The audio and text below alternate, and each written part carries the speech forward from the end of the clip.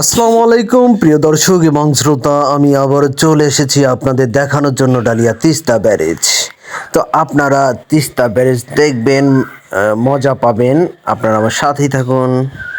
বসন্তের ছোঁয়া লাগুক মনে, প্রেম জাগুক সবার প্রাণে। রং বেরঙের কত নৌকা ভবের তলায়, রং বেরঙের কত নৌকা ভবের তলায়, দূরবীনে দেখিয়া পথ মাঝি মাল্লায় বায়, দূরবীনে দেখিয়া পথ মাঝি মাল্লায় বায়,